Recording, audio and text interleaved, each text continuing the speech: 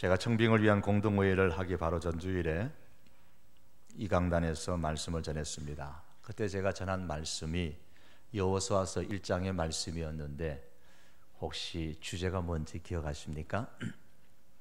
선교에 관한 것이었습니다. 그때 저희 솔직한 심정은 청빙될 것인가 말 것인가, 그거는 두 번째 문제였습니다. 왜냐하면 그것은 내가 고민한다고 될 문제가 아니고 하나님께 달린 문제였기 때문에 그 문제보다도 어쩌면 이 강단에서 제가 마지막으로 이 교회에서 말씀을 전하는 것일지도 모르기 때문에 교회의 본질적인 사명이 뭔가, 혹은 저희 목회에 있어서 가장 중심이 되는 말씀을 제가 전해야 되겠다, 그렇게 생각해서 여호수아 1장의 말씀을 가지고 제가 선교에 대한 말씀을 드렸습니다. 반응이 어땠을까요? 아주 안 좋았습니다. 제가 인간 강단에서 말씀을 전할 때에 여러분께서 어떤 반응을 나타낼 것인가를 이제 어느 정도는 알 수가 있습니다. 선교에 대한 말씀을 드렸는데 받아들이는 정도가 아주 약했어요. 그런 경험이 있는 제가 그럼에도 불구하고 오늘 또 선교라는 주제를 가지고 오늘 강단에 섰습니다.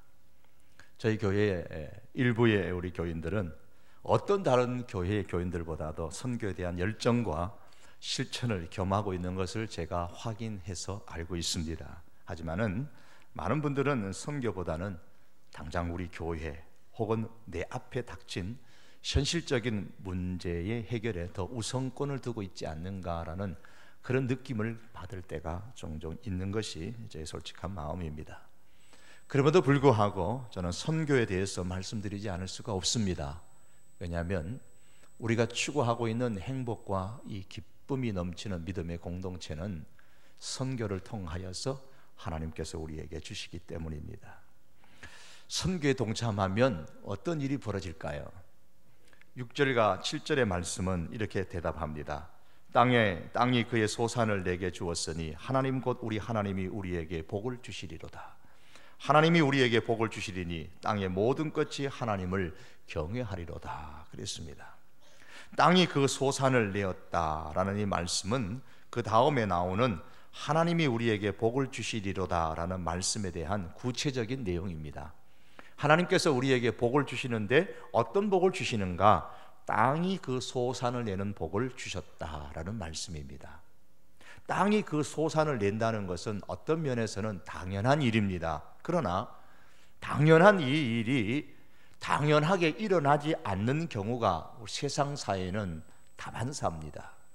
큰 기대를 가지고 최선을 다해서 새로운 사업을 시작했음에도 불구하고 그 끝이 좋지 않은 경우를 많이 봅니다. 땀 흘려서 최선을 다해서 직장 생활을 했는데도 불구하고 직장을 그만두어야 되는 안타까운 일들도 벌어지고요. 장사를 잘해서 정말 남보다 더 노력하고 애썼음에도 불구하고 한 달, 1년, 2년을 계산해 보면 손해가 나고 이익을 많이 본 것 같은데 돌이켜보면 남는 것이 없고 옆으로 다 세워져 나간 그런 경우가 많이 있습니다. 그러므로 땅이 그 소산을 낼 만큼 내어서 나의 손에 내 수중으로 들어온다는 것은 큰 축복이 아닐 수 없습니다. 일한 만큼 거둬 들일 수 있는 것은 큰 복입니다. 이 복을 언제 주시느냐? 오늘 말씀에서는 선교에 동참할 때에 선교하는 사람에게 주시는 복입니다. 왜 하나님께서 선교하는 사람에게 땅이 그 소산을 내는 복을 주시는가? 복을 주셔도 뒤탈이 없기 때문입니다. 어떤 분들은 하나님께서 복을 주셔도 탈이 나요. 이런 분들에게는 복을 주지 않으시는 것이 훨씬 더 영적으로는 낫습니다. 선교라는 것은 하나님께서 기뻐하시는 신앙의 행동인데 복을 주니까 하나님께서 기뻐하시는 일을 하는 겁니다. 선교를 하는 거예요. 그러니 하나님께서 어떻게 귀하게 여기지 않겠습니까? 그래서 하나님께서 복을 더 주시는 겁니다. 오늘 시인은 처음부터 작정을 하고 기도를 합니다. 하나님, 은혜를 베풀어 주십시오. 복을 주십시오. 하나님의 얼굴 빛을 비추어 주십시오. 그렇게 되면 제가 주의 구원을 모든 나라 가운데에 알리겠습니다. 그렇게 되기를 원합니다. 그런데 하나님께서 보시기에 하나님이 주신 것을 가지고 열심히 하나님께서 기뻐하시는 그 선교에 동참하는 것을 보는 겁니다. 그러니까 아하, 내가 너에게 땅의 소산의 복을 주어도 괜찮겠구나, 경제적인 이 복을 주어도 괜찮겠구나, 아무 뒤탈이 없겠구나, 그것을 가지고 하나님이 기뻐하시는 일을 하는구나, 그걸 하나님께서 보시고 복을 주시는 것입니다. 선교를 통하여서 땅의 소산의 복을 경험하는 그런 은총이 있기를 바랍니다. 그래서 제가 행복과 기쁨이 넘치는 그런 믿음의 공동체가 됨에 있어서 이 선교를 포기할 수가 없는 것이죠. 그런데 오늘날 한국교회는 선교에 큰 위기를 당하고 있습니다. 겉으로 드러나는 모습은 세계에서 선교사를 가장 많이 파송하는 그런 나라 가운데 한 나라가 되었습니다마는 교회 안팎으로 보면 선교에 대해서 너무 부정적인 것들이 많이 나타나고 있습니다. 사람들은 선교라는 것은 마음이 넓지 못한 좁쌀만한 마음을 가진 사람들이 극단적으로 드러내는 행동이라고 말하기도 합니다. 왜냐하면 자꾸 예수님만 믿으라고 하니까 그 마음이 너무 좁다는 겁니다. 예수님만 믿어야 구원받아야 한다고 하니까 마음이 좁다는 거예요. 또한 선교는 한 민족의 평화를 깨트리고 민족의 분열을 조장시키는 나쁜 일이라고 말하는 사람들도 있습니다. 종교가 달라서 싸우고 깨지고 심지어 죽이고 죽는 이 지구촌의 모습을 보라는 것이죠. 이러한 일은 독선적인 교회의 선교 때문에 발생하는 것이기 때문에 즉각 선교를 중단해야 한다고 말합니다. 그리고 선교는 개인의 사생활을 침해하는 행동이라고 말합니다. 내가 어떤 종교를 가지든 그건 내 문제인데 왜 당신네들이 자꾸 이것을 믿으라고 그렇게 밤낮으로 와가지고 간섭하고 지겹게 따라다니면서 얘기하느냐는 거예요. 내 생활에 신경 쓰지 말고 당신 일이나 열심히 하라고 그렇게 충고를 받을 때가 있습니다. 이것이 오늘날 기독교 선교에 대해서 사람들이 신경질적으로 나타내는 반응들입니다. 그러다 보니까 자연히 웬만해서는 선교할 것을 엄두도 내지 못내고 선교를 포기하려는 생각을 갖습니다. 그 대신에 사람들이 아주 좋아하는 일들을 하려고 합니다. 가난하고 불쌍한 사람들을 도와주는 이 구제 쪽으로 이 교회의 방향을 기울이려는 것이 교회의 많은 현 주소들입니다. 구제를 하는 것은 귀한 일입니다. 교회가 꼭 해야 될 일입니다. 하지만 선교의 대용품으로서 구제를 선호한다면 거기에는 문제가 있는 거예요. 선교의 전략들 중에 하나로 구제하는 것은 바람직한 방법일 수는 있지만 선교 대신에 우리는 그럼 구제하자, 이것은 마치 하나님과 소통하는 것 대신에 사람과 소통하자는 것과 같은 겁니다. 하나님과는 소통되지 아니하면서 인간과의 소통은 강조한다면 그건 소용이 없는 거예요. 인간과의 소통이 귀하다는 것은 하나님과의 소통이 존재될 때의 의미가 있는 겁니다. 그러면 과연 성경은 선교에 대해서 이렇게 말씀하고 있습니까? 과연 이렇게 선교해도 된다고 말씀합니까? 결코 그렇지 않습니다. 우리가 살아가는 현대사회는 고대 가나안 땅에 살았던 이스라엘 백성들처럼 다 종교적인 상황에 처해 있습니다. 불교도 있고 유교도 있고 이슬람교도 있고 여러 종교들이 있습니다. 고대에도 마찬가지였어요. 이스라엘 백성들이 살아가는 삶의 환경 가운데서도 하나님을 믿는 것 외에도 다른 종교들이 많이 있었습니다. 다종교의 상황에 처해 있는 이스라엘 백성들을 향해서 하나님께서는 그래, 너희들 알아서 나 믿든지 다른 거 믿든지 아무거나 너 좋은 대로 하나 골라서 믿어라. 성경을 읽어보세요. 그런 적은 한 번도 없습니다. 나 외에 다른 신이 없느니라. 나 외에 다른 이가 없느니라. 하나님께서 우리에게 말씀하는 겁니다.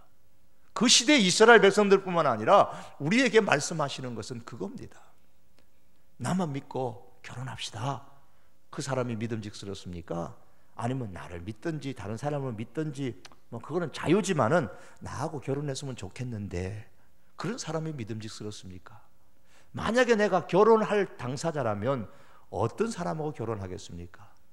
후자의 사람이 참 그 사람 마음도 넓네.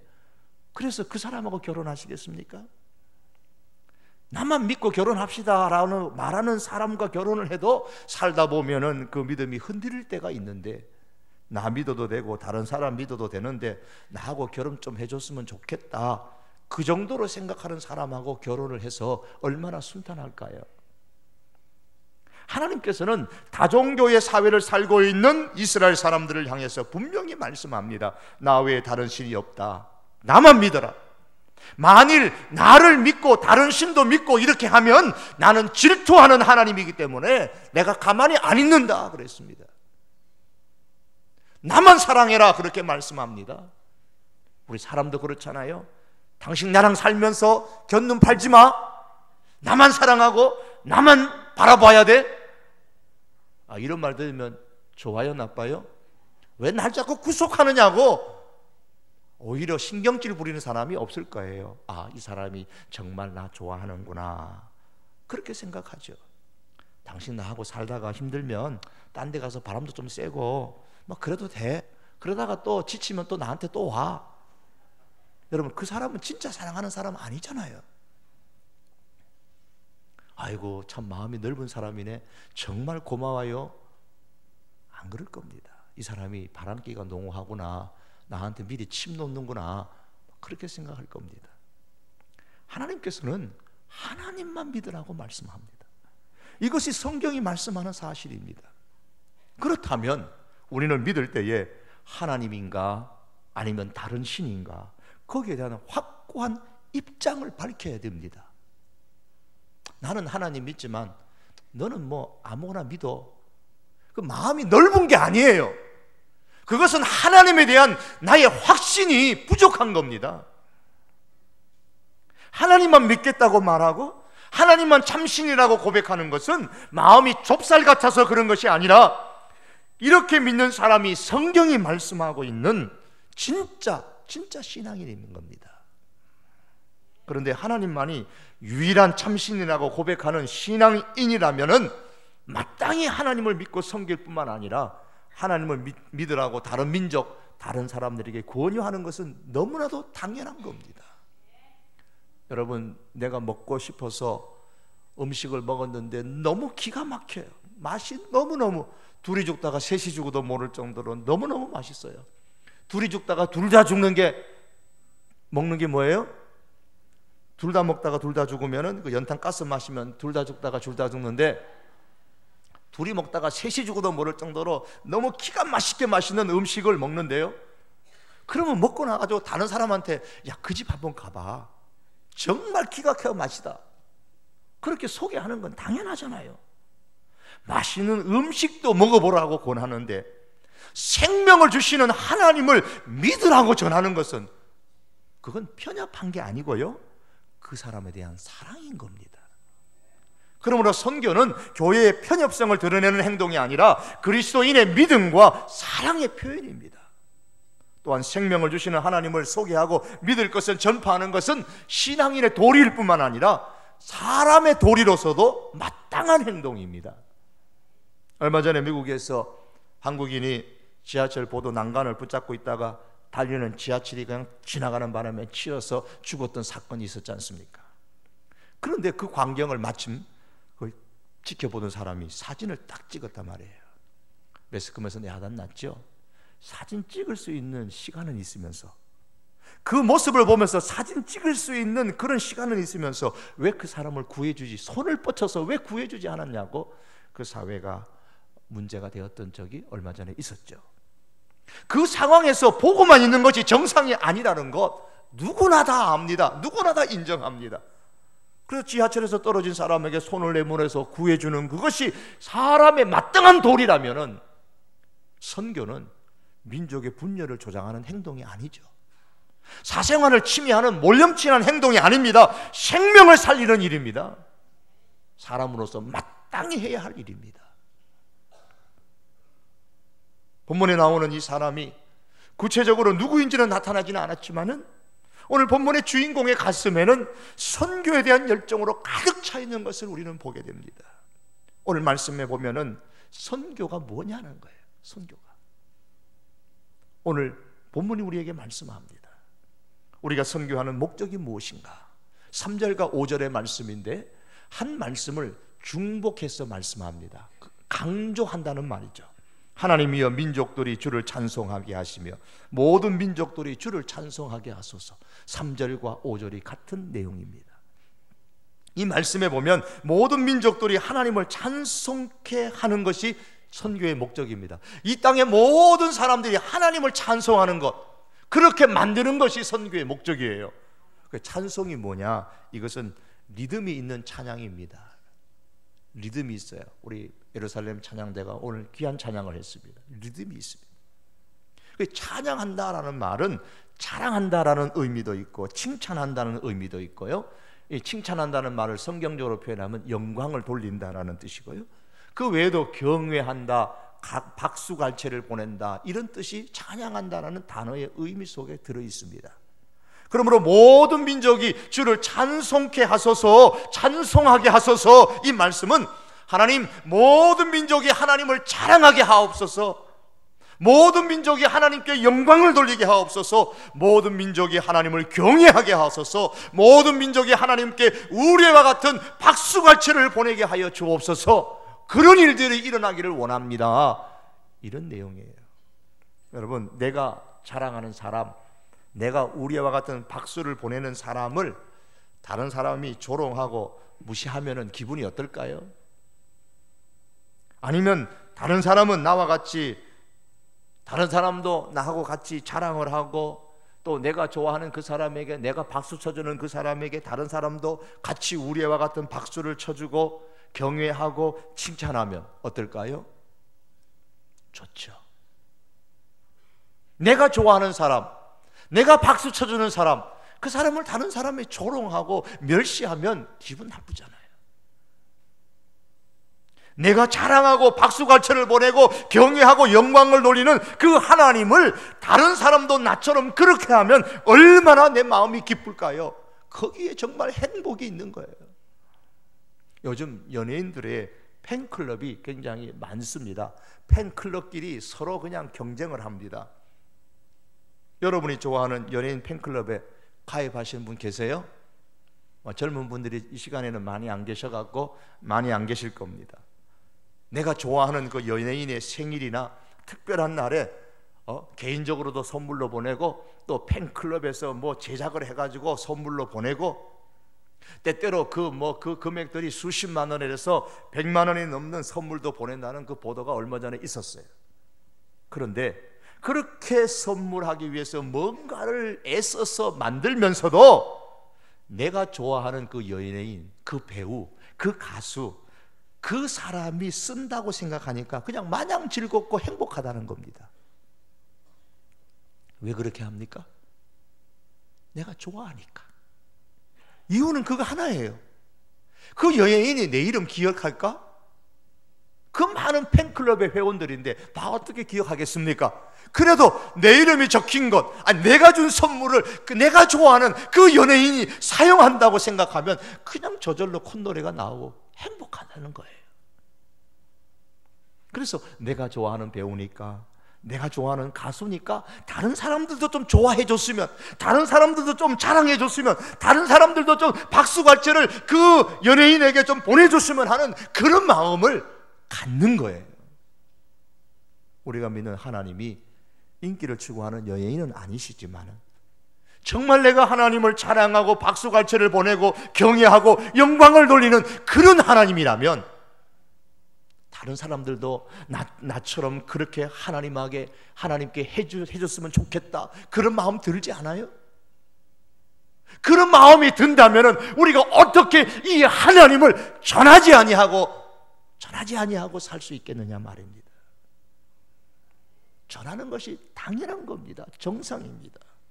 본문의 시인의 마음이 그것입니다. 내가 자랑하고 박수갈채를 보내고 경외하는 그 하나님이 나의 하나님, 내 하나님으로만 끝나는 것이 아니고 모든 민족들이 나와 같이 그렇게 하나님을 경외하고 그렇게 하나님께 박수갈채를 보내고 그렇게 하나님을 찬송하게 되었으면 정말 좋겠습니다. 그게 지금 오늘 시인의 마음이에요. 이게 바로 우리가 선교하는 목적입니다. 우리 성도교회 교인들만 오손도손 모여가지고 하나님을 찬양하고 박수하고 하나님께 영광을 올려드리고 이것만이 아닙니다. 자, 먼 다른 나라에 있는 사람들, 저 먼 아프리카에 이르기까지, 이 동남아의 구석구석까지 모든 사람들이 우리가 하는 것처럼 그렇게 하나님을 예배하고 우리가 하는 것처럼 그렇게 하나님을 경외하는 그런 일들이 하나님 일어나게 해 주십시오. 이를 위해서 우리가 어떻게 하면 되겠습니까? 하나님, 그 마음 갖는 게 바로 선교의 목적인 겁니다. 이런 마음을 간직하기를 원합니다. 그러므로 다종교 시대에 살면서 예수님을 믿어야 한다고 전하는 것에 대해서 다른 사람들이 고개를 설레설레 한다고 할지라도 우리는 선교해야 합니다. 민족의 분열을 조장하는 행동이라고 비난을 받는 일이 있더라도 우리는 선교를 해야만 하는 겁니다.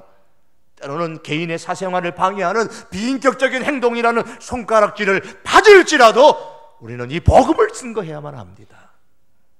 모든 민족들이 복음을 듣고 하나님을 자랑할 수만 있다면 그 민족들 가운데 한 사람이라도 더 복음을 듣고 하나님을 칭찬하고 하나님께 박수갈채를 보내고 하나님을 경외하는 일들이 일어날 수 있다면 여러분, 우리는 기꺼이 기쁨으로 이 선교에 동참해야만 합니다. 왜 그렇습니까? 믿음이라는 것은 내 중심이 아니라 하나님 중심이기 때문입니다. 하나님이 기뻐하시는 일을 하면 하나님, 제가 하겠습니다. 하나님의 영광을 받는 일이라면, 하나님의 칭찬을 받으시는 일이라면, 하나님이 박수갈채를 받는 일이라면 하나님, 제가 하겠습니다. 이게 믿음인 거예요. 사랑하는 성도 여러분, 선교는 내가 정말로 하나님을 제대로 믿고 있다는 신앙의 고백이 되는 겁니다. 이 선교에 우리가 한순간도 포기해서는 안 됩니다. 오늘 본문이 우리에게 말씀하는 것은, 그럼 이것이 선교라면 누가 선교하겠는가 하는 거예요. 선교의 주체의 문제입니다. 선교는 아무나 하는 게 아닙니다. 오늘 1절과 2절의 말씀 보시면 하나님은 우리에게 은혜를 베푸사 복을 주시고 그의 얼굴빛을 우리에게 비추사 주의 도를 땅 위에, 주의 구원을 모든 나라에게 알리소서. 주의 진리를 땅 위에, 주의 구원을 모든 나라에게 알리소서라는 것은 나는 빠지고 당신이 하십시오, 그 말이 아니고 내가 그렇게 하고 싶습니다, 그런 뜻입니다. 하나님은 우리에게 은혜를 베푸사, 하나님의 은혜를 경험한 사람이 선교할 수가 있습니다. 하나님의 얼굴빛의 비침을 받은 그런 은혜를 받은 사람이 이 선교에 동참할 수가 있습니다. 은혜가 무엇입니까? 받을 가치가 없음에도 불구하고 내게 주시는 것이 은혜 아닙니까? 이사야의 표현대로 말하면 우리는 다 양 같아서 각기 제 길로 갔지만은 하나님께서 우리 죄를 위하여 예수님께 담당시키시고 우리를 구원하셨습니다. 이게 은혜입니다. 예수님께서 채찍에 맞으심으로 우리가 나음을 입었습니다. 은혜입니다. 예수님께서 징계를 받으심으로 우리가 평화를 누리고 있습니다. 이것이 하나님의 은혜입니다. 우리가 하나님께 나갈 수 있는 것이 하나님의 은혜요, 이렇게 하나님을 예배할 수 있는 것이 하나님의 은혜입니다. 영적인 사망과 영원한 사망을 받지 않도록 이미 하나님께서 다 조치해 놓으신 것이 하나님의 은혜입니다. 순간순간 살아가면서 삶의 현장 속에서 하나님의 은혜의 빛을 우리에게 비추어 주셔서 우리 인생을 인도하시는 것이 하나님의 은혜입니다. 이렇게 하나님의 은혜를 입은 사람은 하나님께서 보시는 눈으로 다른 사람을 봐야 되고 하나님께서 보시는 눈으로 세상을 보는 법을 배우셔야 됩니다. 그러기에 죄로 인해서 멸망해가는 사람들을 보면서, 지하철에 난간을 붙잡고 있는 사람들을 보고 지하철이 달려오고 있는 그 모습을 보면서 우리는 그냥 지나치는 것이 아니라, 그냥 사진만 찍어서 보도하는 것이 아니라 정말 그 생명을 구원하는 그 마음, 그 눈을 가져야 합니다. 르투르노라는 사람이 있습니다. 이분이 세상을 떠났습니다만 1969년에 세상을 떠나신 분인데, 이분이 살아생전에 르투르노라는 이 대학교를 설립을 했습니다. 이분은 이 발명가이기도 하고 경영가이기도 했습니다. 주로 이제 건설 장비들을 많이 발명했던 분입니다. 건설할 때 쓰는 불도저, 그다음에 준설기, 이동식 크레인, 벌목 장비, 해안 굴착기 등등의 이런 중장비들을 많이 발명하고 또 회사를 세워가지고 만들었던 그런 분입니다. 이분이 만든 이 중장비가 2차 세계대전 때는 연합군이 사용했던 것 가운데 약 한 70%가 그분의 작품이었다고 합니다. 그런데 이분이 항상 성공한 것은 아닙니다. 14살 때에 학교에서 중퇴를 했고 수년 동안 여러 가지 잡다한 일들을 참 많이 했다고 합니다. 26살에 결혼을 했는데 첫 아이를 낳았지만 첫 아이가 그만 죽었고요. 31살 때는 자동차 정비업소를 했는데 그만 쫄딱 다 망하는 일도 있었습니다. 빚더미에 올랐고요. 그래 몇 번 되는 슬픔과 실패, 거듭되는 그런 실패의 삶 속에서 결국 그가 하나님께로 돌아옵니다. 16살 때에 하나님을 믿었던 그 하나님께로 다시 돌아왔습니다. 돌아오면서 하나님 앞에 이렇게 기도합니다. 주님, 저를 용서해 주십시오. 그리고 저를 도와주신다면 주님께서 저에게 원하시는 일은 제가 다 하겠습니다. 그 기도 드리고 교회로 다시 돌아왔습니다. 하나님께로 돌아왔습니다. 그 교회 목사님께서 말씀하시는 중에 하나님은 신실한 경영인을 필요로 하신다고 말씀했을 때에 자신에게 주시는 말씀으로 받아들이고 하나님의 영광을 위해서 자신의 경영 기술을 이제 사용하기로 결심을 했습니다. 하나님께서 이 르투르노에게 복을 주시기 시작하셨는데 완전히 이제 하나님께 헌신된 경영인이 되어졌습니다. 그와 그의 아내의 수입의 90%를 하나님 앞에 드리고 그리고 나머지 10%를 가지고 생활할 정도로 그렇게 풍성하게 복을 주셨어요.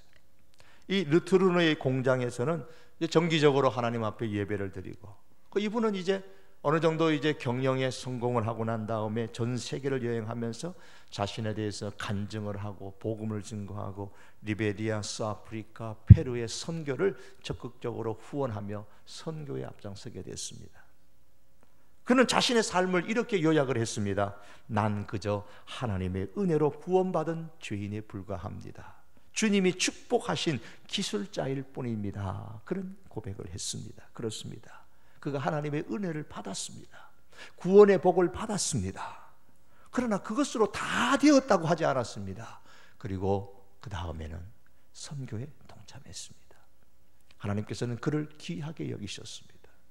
사랑하는 성도 여러분, 선교 아무나 하는 건 아닙니다. 하나님의 은혜를 받은 사람이 할 수가 있습니다. 나는 구원의 복을 못 받았습니다.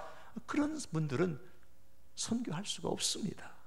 나는 하나님의 은혜를 못 받았습니다. 선교하지 않아도 됩니다. 아니, 할 수가 없습니다. 선교할 마음이 생기지가 않습니다. 그러나 여러분, 정말 하나님의 은혜를 받으셨습니까? 구원의 복을 받으셨습니까? 그것이 확실하십니까? 여러분, 그렇다면 선교하셔야 됩니다.